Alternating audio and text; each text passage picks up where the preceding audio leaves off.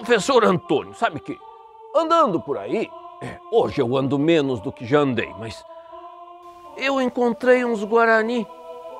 E aí eu gostaria de saber do senhor, se puder me explicar. Esses Guarani que a gente vê hoje em dia aí, é o mesmo povo Guarani do tempo das reduções jesuíticas? Sim e não, Argemiro. Desculpa se confundo, mas eu explico melhor. Os povos Guarani, veja, os povos e não o povo do presente, são descendentes dos povos chamados de Guaranis do passado colonial, só que se autodenominam hoje diferentemente do que se autodenominavam no passado. Se no presente existem no Brasil 3 povos cultural e linguisticamente aparentados entre si, os quais são chamados genericamente de Guaranis, que são os Mbuá, os Kaiowá, conhecidos no Paraguai como Paitaterã, e os Yandeva, também conhecidos como Avá e Xiripá, quando os europeus chegaram à região na qual os jesuítas implantariam as reduções, eles encontraram naquele território um conjunto de 14 povos que falavam uma língua semelhante à língua Guarani.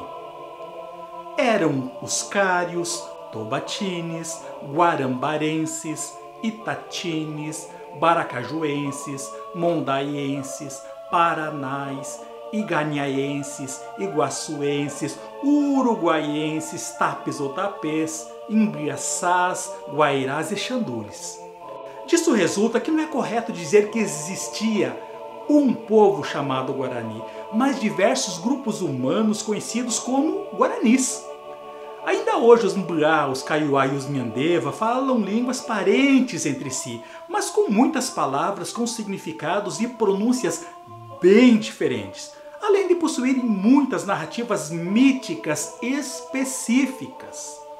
Se hoje é possível de se perceber diferenças entre os povos Guarani falantes, evidentemente que isso também existia no passado colonial, quando os missionários identificavam diferenças culturais entre esses povos, além deles falarem dialetos que diferenciavam um povo do outro. Por exemplo, o padre Diogo Ferrer registrou que a língua falada pelos Guarani da região do Itatim, atual Mato Grosso do Sul, era muito diferente se comparada com a língua falada pelos outros povos Guarani, algo intermediário entre a língua Tupi e a Guarani, conhecida como Temiminó.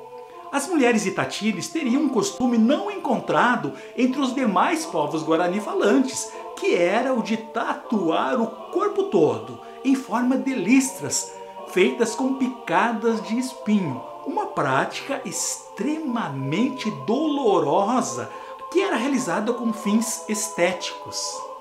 Mas se havia tanta diferença linguística, como os jesuítas resolveram esse problema quando traduziam a doutrina através de catecismo, por exemplo? Argemiro, os jesuítas se depararam com centenas de línguas indígenas na América e tiveram de escolher as línguas mais faladas para traduzir a doutrina cristã. Na América Espanhola, eles escolheram 3 línguas para a catequese: o Aimara, o Quechua e o Guarani. As diferenças de dialetos existentes na língua Guarani foram resolvidas através de um Guarani que eu chamaria de geral ou standard. Esse Guarani foi utilizado para compor gramáticas, vocabulários, catecismos, sermões. E o grande nome entre os missionários jesuítas responsável pela tradução da doutrina cristã para o Guarani Standard foi o padre Antônio Ruiz de Montoya, tendo escrito diversas obras sobre a temática. E qual era o espaço ocupado pelos povos de fala Guarani nesse período colonial? Argemiro, a região ocupada por esse conjunto de povos que falavam a língua Guarani é chamada pelos Nyandeva e pelos Kaiowá de Tecorraguaçu, pelos Mbuá de Tecoaguaçu. Tecô é modo de ser, Ra é lugar, Guaçu é grande. Assim, Tecorraguaçu é o grande território onde é possível aos Guarani viver o seu autêntico modo de ser.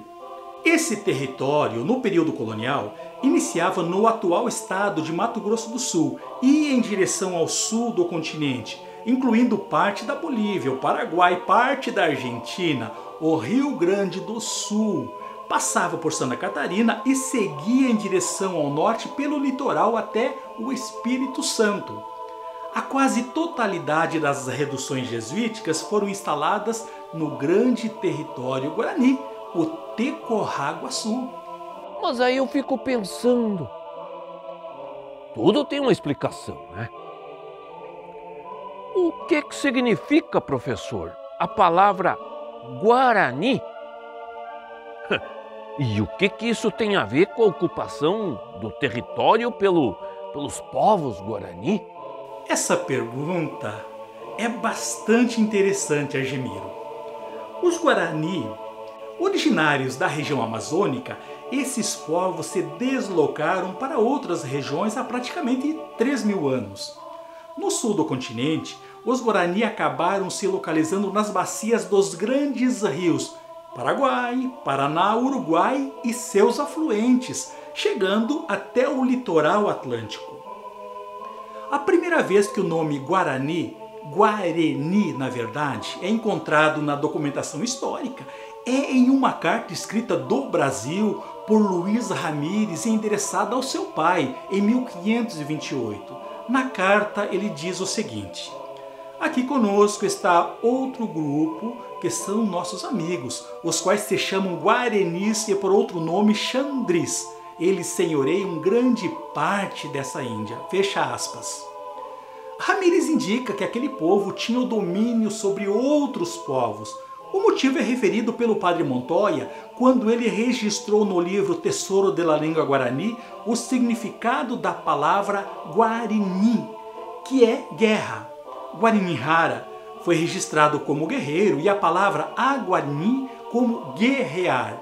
Essas palavras foram recolhidas diretamente pelo missionário entre os Guarani do século XVII.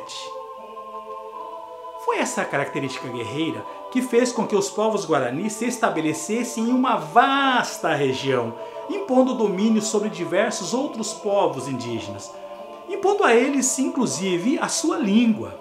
Interessante é dizer que, apesar de possuir espírito guerreiro, os Guarani, quando não em tempo de guerra, eram reconhecidos pelos colonizadores como extremamente pacíficos e colaborativos. Espero que tenhas gostado do assunto tratado nesse episódio. Até o próximo Agu GVT. Obrigado!